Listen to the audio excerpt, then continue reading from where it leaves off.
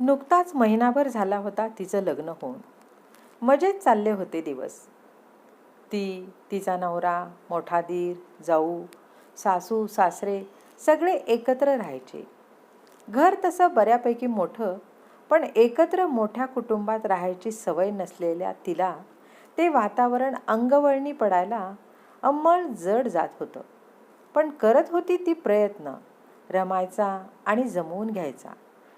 चांगले होते घरचे सगळे, पण अपत्य नसलेल्या लग्न होऊन 3 वर्षे झालेल्या दिराची नजर काहीतरी वेगळीच होती.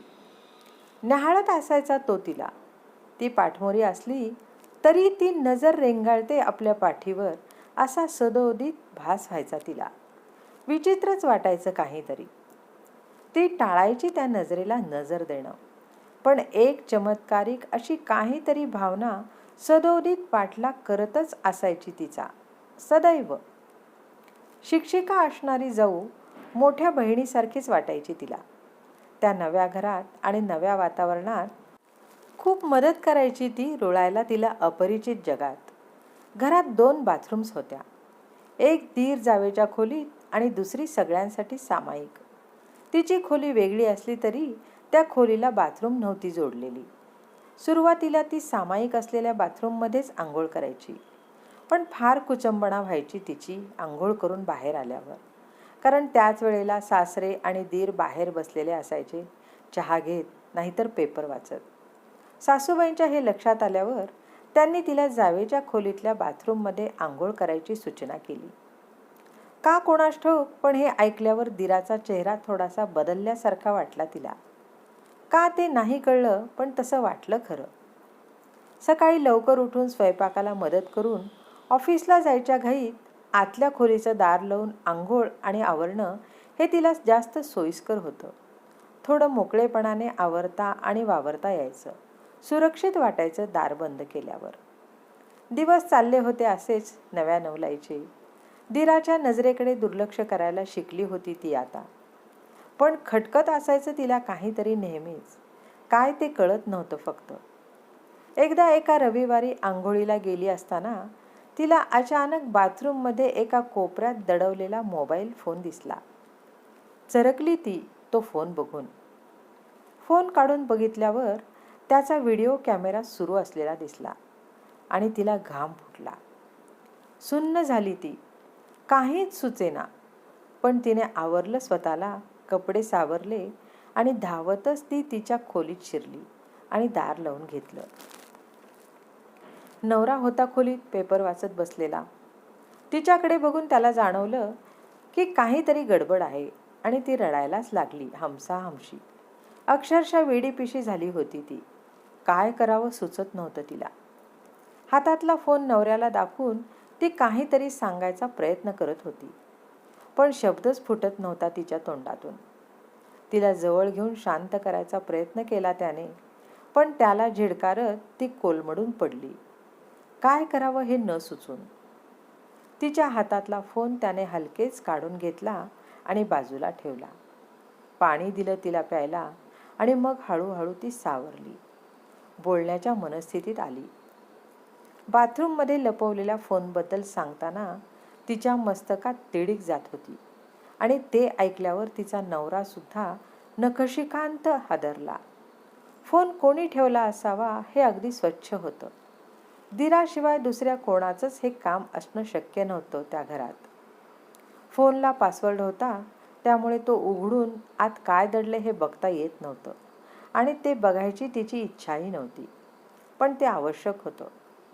दीर आणि जाऊ नव्हते, फक्त सासू सासरे होते घरात. आणि हे त्यांना एवढ्यात सांगणं प्रशस्त वाटत नव्हतं तिला. ते दोघं घरी यायची वाट बघायला हवी होती. ते आल्यावर काय बोलायचं, कसा विषय काढायचा हे सगळं योजून ठेवलं होतं मनात. घरी आईबाबांना याची कल्पना देण्याआधी तिने आपल्या जवळच्या मैत्रिणीला फोन लावला आणि तिला एक अत्यंत मोलाचा सल्ला मिळाला.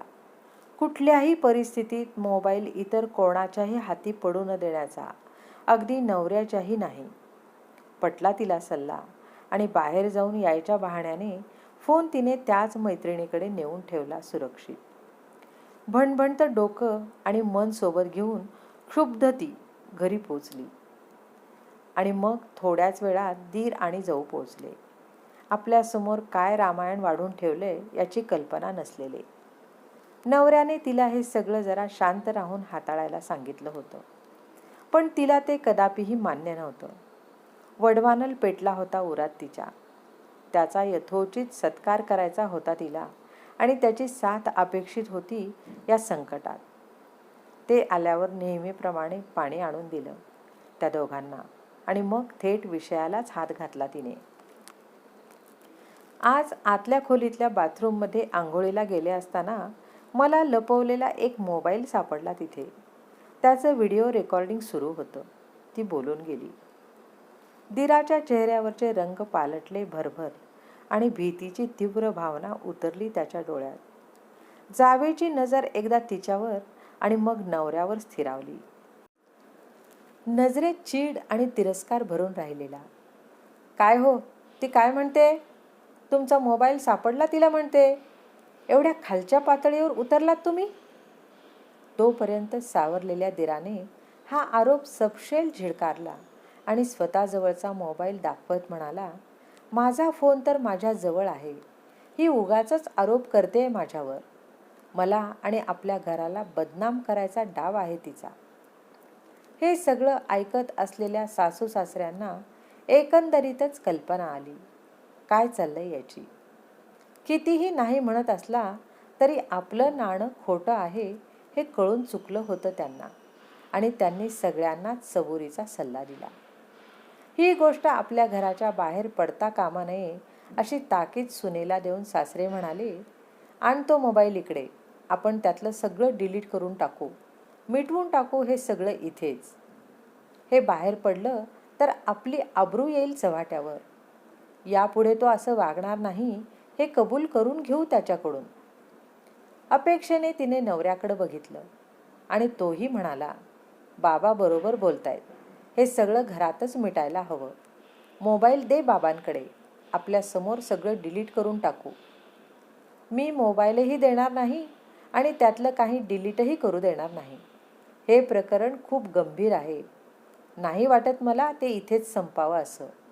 या विकृतीला शिक्षा व्हायलाच हवी. असं म्हणत जवळ पडलेली एक चप्पल भिरकावली तिने दिराच्या अंगावर संतापाने थरथरत.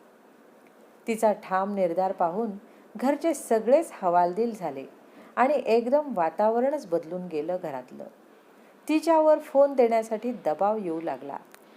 सासरे, दीर, सासू आणि चक्क स्वतःच्या नवऱ्याकडून. एकच जमेची बाजू म्हणजे तिची जाऊ उभी राहिली ठामपणे तिच्यासोबत. घरात मोबाईल न ठेवता तो सुरक्षित जागी ठेवला हे फार चांगलं केलं हे पटलं तिला आता. आणि आता मी पोलिसात तक्रार करणार असं तिच्या तोंडून निघाल्यावर अगदी अनपेक्षितपणे नवऱ्याकडून हात उगारला गेला.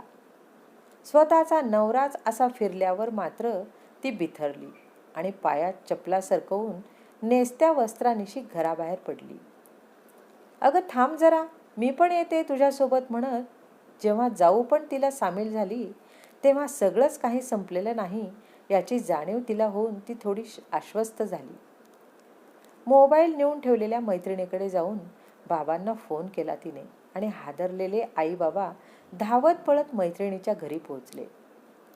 पोलीस स्थानकात सायबर गुन्हा नोंदवल्यावर पोलिसांनी फोन सुरू केला त्यांच्या पद्धतीने आणि आतलं चित्रीकरण पाहून सगळेच हादरले.